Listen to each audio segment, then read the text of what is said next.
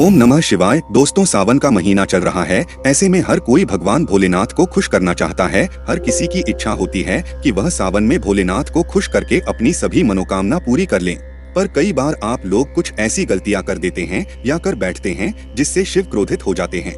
और ये तो आप सभी जानते हैं कि शिव अगर भोले हैं तो उनका क्रोध भी विनाशकारी होता है। इसलिए अगर आपने या आपके घर में किसी ने व्रत रखा है या आप सावन को पूरे विधि विधान से पूरा करना चाहते हैं तो आज के इस वीडियो में जो बातें बताई गई है उनको ध्यानपूर्वक सुनकर समझ लें।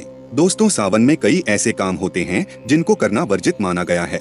दोस्तों, अगर भोले बाबा की कृपा हो जाए तो काल भी आपका कुछ नहीं कर पाएगा, क्योंकि कालों के भी काल हैं महाकाल। इसलिए अगर आप भी महादेव की कृपा पाना चाहते हैं तो सच्चे दिल से कमेंट बॉक्स में लिखें हर हर महादेव, ओम नमः शिवाय और एक लाइक जरूर करें। दोस्तों, सावन में या सोमवार व्रत में क्या खाएं, क्या नहीं खाएं? सावन में लहसुन प्याज खाएं या नहीं? व्रत में नमक खाएं या नहीं? कौन सी गलती नहीं करनी चाहिए? पति पत्नी को दूरी क्यों बनाना चाहिए? और कौन से रंग के कपड़े नहीं पहनना चाहिए? ऐसी कौन सी गलतियां हैं जिसे सावन के दौरान हमें भूलकर भी नहीं करना चाहिए? साथ ही सावन के इस पवित्र महीने में कितने सोमवार पड़ेंगे और सावन की समाप्ति कब है, आइए जानते हैं सब कुछ इस वीडियो में। दोस्तों, सावन का महीना कोई मामूली महीना नहीं होता है। ये महीना साक्षात एक ऐसे प्रेम की सौगात लेकर आता है जो कि भक्तों को बड़ी बेसब्री से इंतजार रहता है। सावन का महीना इतना पवित्र होता है जिसका आप अंदाजा भी नहीं लगा सकते। सावन का त्योहार भारत में तो मनाया ही जाता है, लेकिन क्या आप जानते हैं विदेशों में भी सावन का पवित्र महीना बड़ी जोरों शोरों के साथ और खुशी के साथ मनाया जाता है। वैज्ञानिक मानते हैं सावन में प्रकृति आपस में बातें करती है और वातावरण सुगम हो जाता है, हरियाली की उत्पत्ति होती है और नए नए बीज उगते हैं और वर्षा आदि होती है। इस मौसम में हरियाली साक्षात महादेव का स्वागत करती है और महादेव से बातें करती है। आपको बता दें, शास्त्रों में सावन सोमवार का व्रत जो भी महिला या पुरुष करते हैं तो वो व्यक्ति भगवान भोलेनाथ का सर्वाधिक प्रिय हो जाता है। ऐसे व्यक्ति को भगवान भोले बाबा अपनी शरण में ले लेते हैं। दोस्तों, सावन में कावड़ यात्रा का क्या कहना? शास्त्रों के अनुसार माना जाता है कि सबसे पहले कावड़ यात्रा भगवान परशुराम ने भगवान शिव के समर्पित अपने कंधे पर उठाई थी और तभी से भगवान शिव को प्रसन्न करने के लिए कावड़ यात्रा की जाती है। दोस्तों, लेकिन क्या आप जानते हैं सावन में 10 ऐसे नियम हैं जो आपको जानना बहुत ही आवश्यक है। अगर इन नियमों का पालन अगर आप अपने जीवन में नहीं करते हैं तो आपको भगवान शिव के क्रोध का सामना करना पड़ सकता है। आपका पूरा परिवार गरीबी, निर्धनता और बर्बादी का सामना कर सकता है। आइए जानते हैं। तो सबसे पहले जानते हैं सावन सोमवार व्रत की तारीख। पहले सोमवार का व्रत 10 जुलाई, दूसरे सोमवार का व्रत 17 जुलाई, तीसरे सोमवार का व्रत 24 जुलाई, चौथा सोमवार व्रत 31 जुलाई, पांचवा व्रत 7 अगस्त, छठा सोमवार व्रत 14 अगस्त, 60वां सोमवार व्रत 21 अगस्त और 8वां सोमवार 28 अगस्त को रखा जाएगा। दोस्तों, आप जान लेते हैं सावन सोमवार के व्रत में क्या खाना चाहिए और क्या नहीं खाना चाहिए। अगर आपने सावन सोमवार का व्रत रखा है तो आप इस दिन सात्विक भोजन ही करें।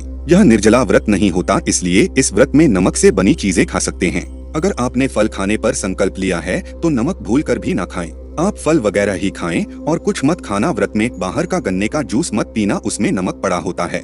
बाहर का जूस भी मत पीना, उनके बर्तनों में भी नमक लगा होता है और वो नमक आपके मुंह तक जाएगा तो आपका व्रत खंडित हो जाएगा। व्रत में डिब्बा बंद जूस नहीं पीना चाहिए, उसमें कई केमिकल पड़े होते हैं जिससे व्रत टूट जाता है। दोस्तों, सावन में कई बार शुक्रवार का दिन बढ़ जाता है तो खट्टा भूल कर भी मत खाना, क्योंकि माता संतोषी इस दौरान जागृत अवस्था में हो जाती है, वो रुष्ट हो जाएगी। और इस दिन आप पानी पूरी, इमली की चटनी वगैरह खट्टे फल वगैरह जाने अनजाने में भी मत खाना, क्योंकि इससे माता संतोषी क्रोधित हो जाएंगे। एक बार माता संतोषी रुष्ट हो गई तो आपको जिंदगी भर कष्ट भोगना पड़ेगा। माता रानी भोली है, पर सावन के महीने में जो भी शुक्रवार के दिन खट्टा खाता है उसे परेशानी और माता के क्रोध का सामना करना ही पड़ता है। सावन में साधारण नमक फलों पर लगाकर या अमरूद के बीच में भरकर भूलकर भी नहीं खाना चाहिए। आप नमक फलों पर लगाकर खा सकते हैं। सावन के व्रत में चाय आप पी सकते हैं, लेकिन चाय में नमक मत डालना, इससे हड्डियां गल जाती है। सावन के व्रत में दूध नहीं पीना चाहिए, इससे भगवान शिव क्रोधित हो जाते हैं। सावन में हल्दी मिलाकर दूध पीने से भयंकर श्राप लगता है। सावन में बच्चों को दूध पी लेना चाहिए, पर घर में बड़ों को दूध नहीं पीना चाहिए। यदि अगर आपने मीठा रखा है तो आप खीर पराठा या दही पराठा खा सकते हैं। नमक से बने आलू के पकवान खा सकते हैं।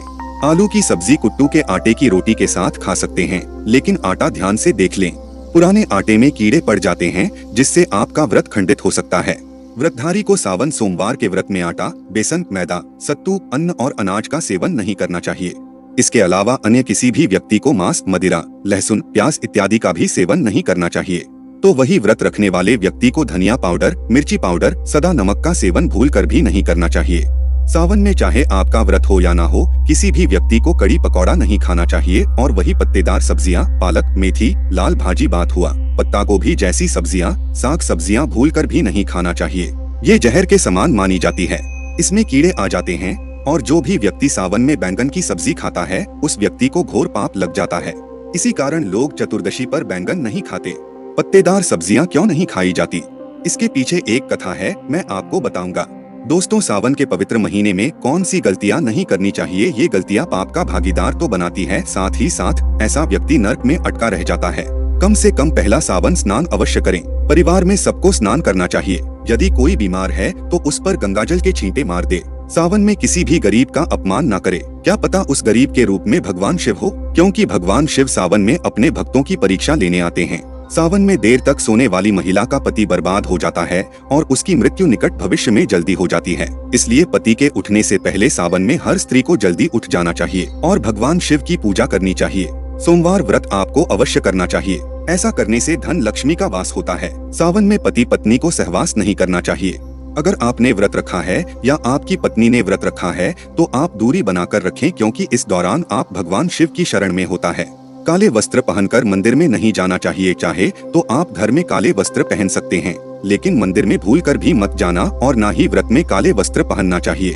वैसे तो सावन में लहसुन, प्याज नहीं खाना चाहिए, पर यदि आपका व्रत है तो उस दिन पूरे परिवार को लहसुन, प्याज से परहेज करना चाहिए। सावन के महीने में घर में गंदगी नहीं होना चाहिए, इससे प्रकृति नाराज हो जाती है। सावन में आपके घर का जो मंदिर है उसमें माचिस के खाली पड़े डिब्बे या माचिस नहीं रखना चाहिए। सावन में घर में किसी भी व्यक्ति को गाली नहीं देना चाहिए, ना ही पत्नी को अपशब्द कहना चाहिए और ना ही पति को अपशब्द कहना चाहिए। इससे भगवान शिव आपको श्राप दे देते हैं। सावन में जो भी व्यक्ति दूध में हल्दी डालकर पीता है उसके ऊपर महाकाल का क्रोध बनता है। सावन में बाल, नाखून आदि नहीं काटना चाहिए, ये आपको पहले कर लेना चाहिए। कोई ज्यादा समस्या हो तो आप ऐसा कर सकते हैं, पर शिव जी से क्षमा अवश्य मांग ले। सावन में शरीर पर तेल नहीं लगाना चाहिए। यदि आपका व्रत है तो आप शरीर पर तेल न लगाएं। माता पिता का सम्मान करना चाहिए, क्योंकि माँ माता पार्वती को और पिता भगवान शिव को माना जाता है। इसलिए माता पिता में इन दोनों का वास होता है। माता पिता का आदर करने से भगवान शिव और माँ पार्वती प्रसन्न होती है। सावन में देवी देवता से जुड़ी कोई भी चीज कभी किसी को मत देना, नहीं तो भगवान शिव आपके घर से सदैव के लिए चले जाएंगे। दोस्तों, आप जानते हैं सावन के इस पवित्र महीने में शिवलिंग पर कौन कौन सी चीजें नहीं चढ़ाना चाहिए जिससे आपको पाप ना लगे। शिव पुराण के अनुसार शिव भक्तों को कभी भी भगवान शिव को तुलसी, हल्दी और सिंदूर सहित ये 6 वस्तु नहीं चढ़ाना चाहिए।